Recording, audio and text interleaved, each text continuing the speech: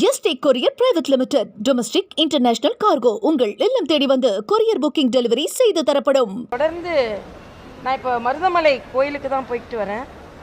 ஆனால் தமிழகத்தில் தொடர்ந்து இந்து மத நம்பிக்கை மிக மிக மிக புண்படுத்தப்படுகிறது என்பதற்கு ஒன்று, பினராயி விஜயன் பெரியார் விஜயனாக மாறி ஸ்டாலினை உலக ஐயப்ப பக்தர்களின் மாநாட்டிற்கு கூப்பிட்டு இருக்கிறார்.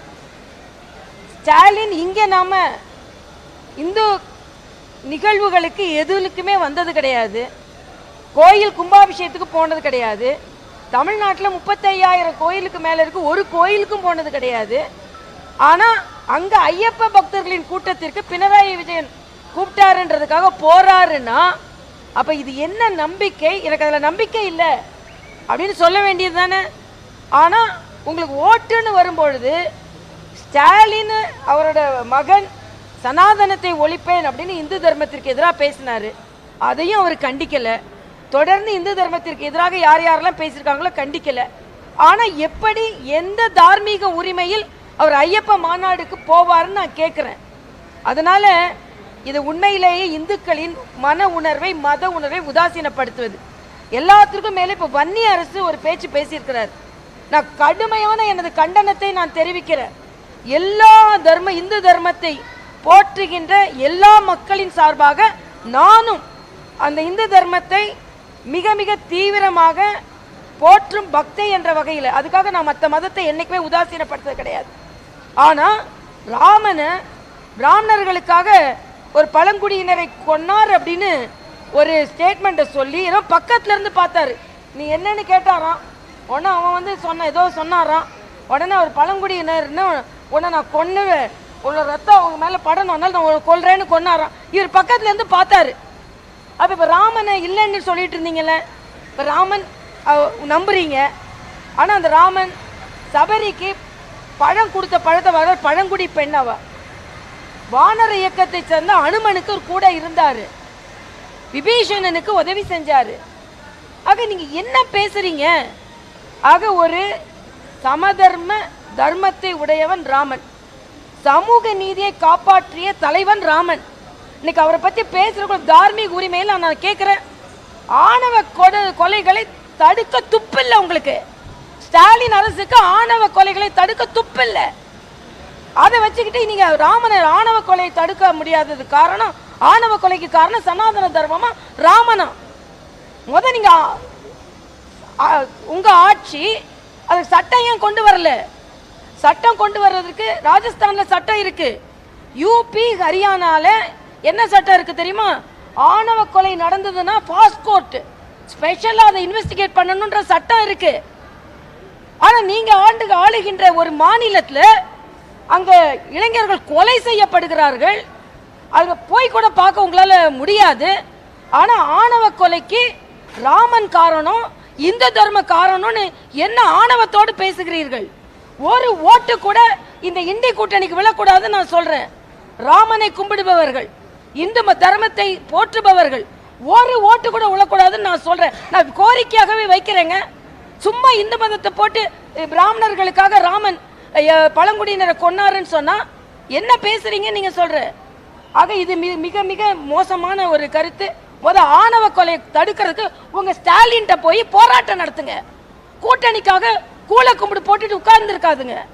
ஆக கூட்டணிக்காக எதை வேணாலும் செய்வேன், ஆனா ராமனை நான் நிந்திப்பேன்னா ஸ்டாலின் போய் போராட்டம் நடத்துங்க. ஆணவ கொலை ஏன் நடக்குது? முற்றிலுமாக ஆணவ கொலை நடப்பதற்கு இந்த மாநில அரசின் அஜாக்கிரதை தான் காரணம், சட்ட ஒழுங்கு தான் காரணம், ஆணவ கொலைக்கு ஸ்டாலின் அரசு தான் காரணம். இதை அழுத்தி சொல்லுவேன். என்னைக்கோ உள்ள ராமன் காரணமா, ஸ்டாலின் காரணம் இல்லையா? அதனால இது பொறுத்து கொள்ள முடியாத ஒன்று என்பதை நான் அழுத்தமாக பதிவு செய்கிறேன்.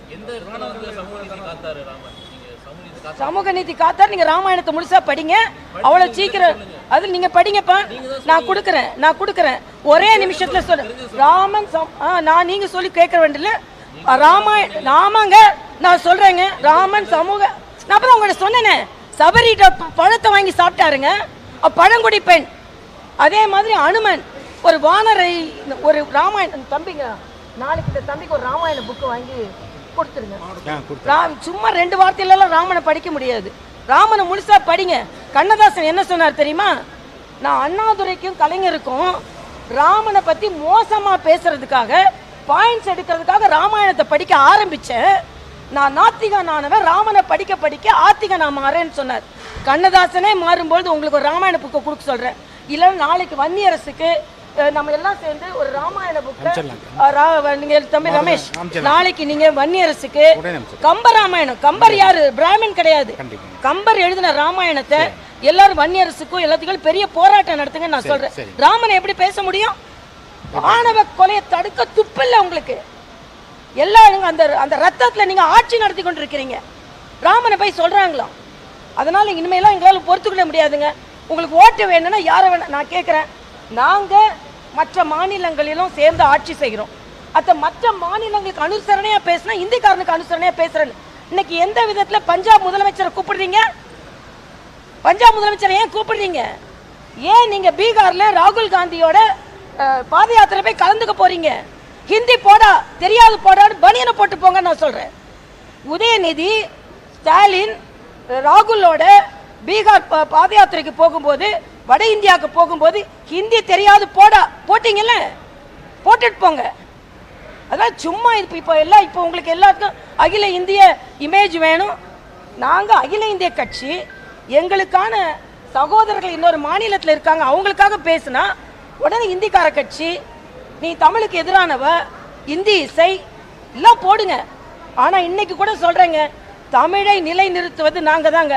மரியாதைக்குரிய பாரத முதலமைச்சர் சொல்றார், தமிழக முகமூடி போட்டு வர முடியாதான். சிபி ராதாகிருஷ்ணன் தமிழக முகமூடி அவங்களுக்கு வெக்கமா இல்லை? ஒரு தமிழனை எல்லா மாநிலத்தை சார்ந்தவர்களும் ஒப்புக்கொள்கிறார்கள், தமிழ்நாட்டுக்காரரை தவிர. இது எங்கேயாவது நடக்குமா? சந்திரபாபு நாயுடு ஒத்துக்கிறாரு, பீகார் ஒத்துக்குது, மகாராஷ்டிரா ஒத்துக்குது, மத்திய பிரதேசம் ஒத்துக்குது, காஷ்மீர் ஒத்துக்குது, மரியாதைக்குரிய அண்ணன் சிபிஆர். ஆனால் அவர் பிறந்து வளர்ந்து 40 ஆண்டுகால அரசியல் செய்த ஒரு மாநிலத்தில் ஒரு முதலமைச்சர் தமிழக முகமூடியான். தமிழக முகமூடி இல்லை, உங்களோட தமிழ் பற்று என்ற முகப்பூடி தான் கிழித்து எரியப்பட்டு கொண்டிருக்கிறது.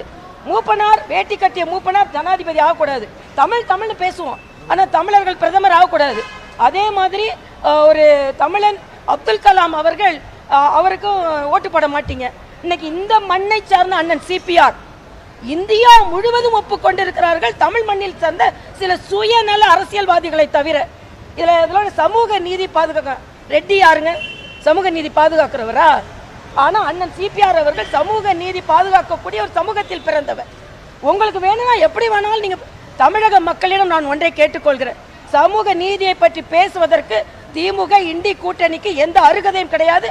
ஏனென்றால் அவர்கள் சமூக நீதி இல்லாத ஒருவரை ஆதரிக்கிறார்கள், ரெட்டி சமூகத்தை சார்ந்தவர் ஆதரிக்கிறாங்க. ஒன்று, அதுக்காக நான் சமூகத்தை சொல்லலை, நீங்க தானே.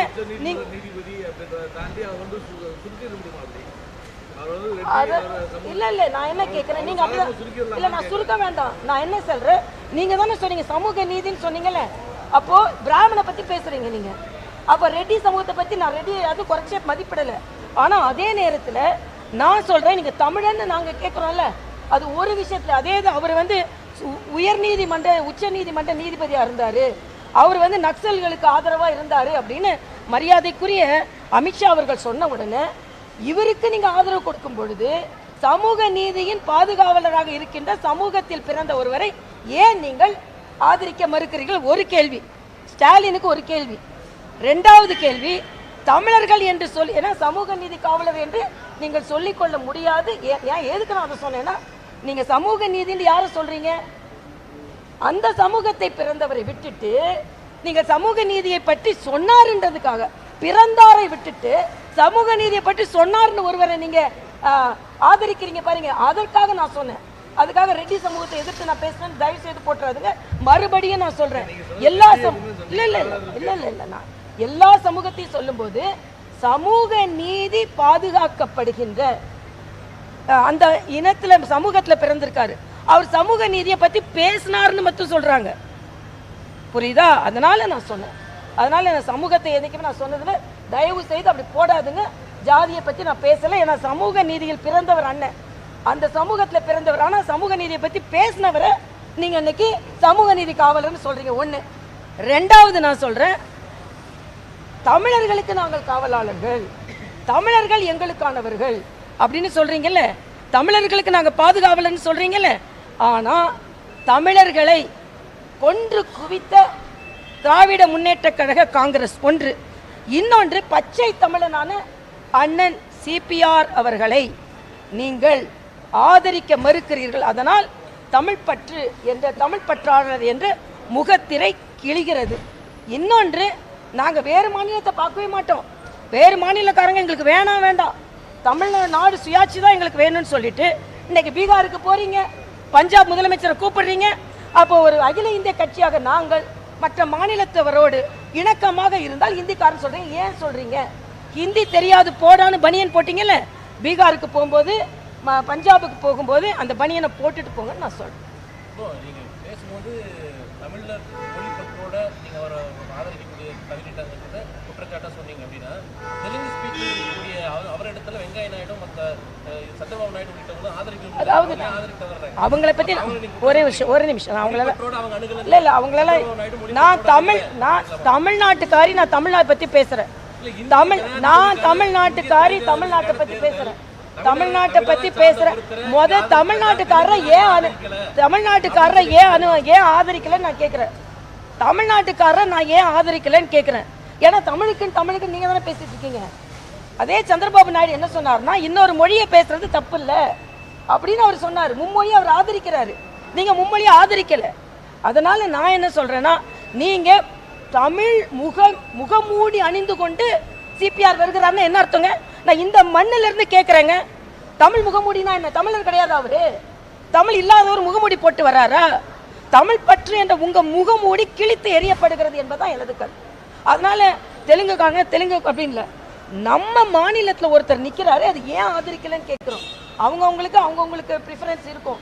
ஆனால் அதே சந்திரபாபு நாயுடும் சேர்ந்து தான் இந்த முடிவெடுத்தார். நீங்கள் எப்போ மரியாதைக்குரிய சுதர்சன் ரெட்டி அறிவிக்கிறீங்க? எப்போ அறிவிக்கிறீங்க? முதலே அறிவிச்சிட்டிங்களா? ஆனால் மரியாதைக்குரிய மோடி அவர்கள் அண்ணன் சிபிஆரை முதலே அறிவிச்சிட்டாரு. நீங்கள் அதில் ஒரு பாலிடிக்ஸ் பண்ணணும்னு இன்னைக்கு சுதர்சன் ரெட்டி அறிவிக்கிறீங்க. ஏன் சிதம்பரத்தை அறிவிக்கல? ஏன் திருச்சி சிவாவை அறிவிக்கல? உங்களுக்கு தமிழ் வேட்பாளர் பொது வேட்பாளர் கிடையாதா? என்ன சொன்னாங்க? நான் ஒன்று சொல்கிறேன். நான் என்ன சொல்கிறேன்னா, தமிழ் வேட்பாளர் அறிவிக்கிறதுக்கு மம்தா பானர்ஜி எதிர்ப்பு தெரிவித்தாங்களாம். அப்போ மம்தா பானர்ஜி எதிர்ப்பு தெரிவித்தாங்கன்றதுக்காக தமிழ் வேட்பாளரை நீங்கள் தியாகம் செஞ்சிருவீங்க? இல்லை, எங்களுக்கு தமிழ் வேட்பாளர் தான் வேணும்னு ஏன் கேட்கல? சுதர்சன் ரெட்டி மேலே நான் மரியாதை வச்சிருக்கிற மிக பிரம்மாண்டமான ஒரு நீதிபதி, அதில் எந்த மாற்று கருத்தும் இல்லை. இதே ஸ்டாலின் அவர்கள் திருச்சி சிவான் வந்ததில்லை, மயில்சாமி அண்ணாதுரைன்னு வந்ததில்லை, ஏன் சிதம்பரம்னு வந்ததில்லை. கட்டாயம் ஒரு தமிழரை தேசிய ஜனநாயக கூட்டணி நிறுத்தி வைத்திருக்கிறது. இந்திய கூட்டணியும் தமிழரைத்தான் நிறுத்தி வைக்க வேண்டும் என்று ஏன் உங்களால் கூற முடியவில்லை? ஏன்னா நீங்க தானே தமிழ் வெறின்னு பேசுறீங்க. அதுக்காக நான் சொல்றேன். அதனால நீங்க தமிழரை நிக்க வைக்கல, தமிழரை ஆதரிக்கல. அதனால நிச்சயமாக ஸ்டாலின் அரசுக்கு இந்து மதத்தை பற்றி பேசுவதற்கோ, தமிழர்களை பற்றி பேசுவதற்கோ, சமூக நீதியை பற்றி பேசுவதற்கோ எந்த தார்மீக உரிமையும் இல்லை. விடுதலை சிறுத்தைகளை எங்க கூட்டணியில் வச்சுக்கிட்டு இருந்தா இன்னும் ரொம்ப பிரமாதமா இருக்கும், அவ்வளவுதான். அதனால தான் அவங்க கூட்டணி விட்டு வெளியே போக மாட்டேன். ஏன்னா பாஜக உள்ள வந்துரும்னு விசிகா சொல்றாங்க. விசிகா உள்ள வச்சுக்கிட்டு இருந்தா நிச்சயமா பாஜக நிச்சயமா வெற்றி பெறுவோன்றதுல எந்த மாற்று கருத்தும் இல்லை. மிக மிக தவறான ஒரு நிகழ்வு நடந்து கொண்டு இருக்கிறது. நான் இப்போ இதை போட்டுருங்க, நான் தாவேகாவை பற்றி பேசினேன்னு வச்சுக்கோங்க, இது எல்லாத்தையும் விட்டுட்டு பழைய பிடிச்சி தாவேகாவை பற்றி பேசி முடிச்சாச்சு. நாங்கள் பிரச்சனையே இல்லை. இன்னைக்கு ஹாட் டாபிக் இதுதான். வன்னி அரசு பேசுனதும் ஸ்டாலின் ஐயப்பா கோயிலுக்கு போகிறது தான், ஐயப்பா மாநாடுக்கு போடுறது தான். அதனால இப்போ நான் விஜய் பற்றி பேச மாட்டேன். அதை விட தீவிரமான பிரச்சனை நிறைய இருக்கு.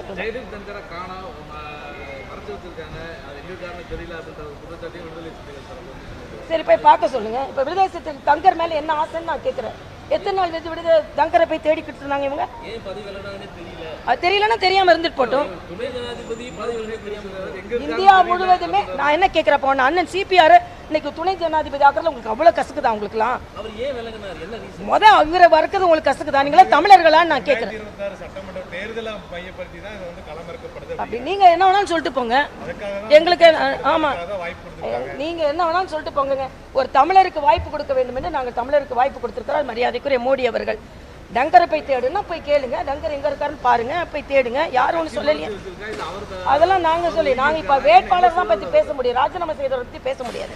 தமிழகத்துக்கு ஜனாதிபதி வாய்ப்பு முத துணை ஜனாதிபதிக்கு நீங்க ஆதரவு கொடுங்க, அதுக்கப்புறம் ஜனாதிபதியை பத்தி பேசலாம். துணை பிரதமருக்கான வாய்ப்பு இருக்கு. முத துணை குடியரசுக்கு ஆதரவு கொடுங்க.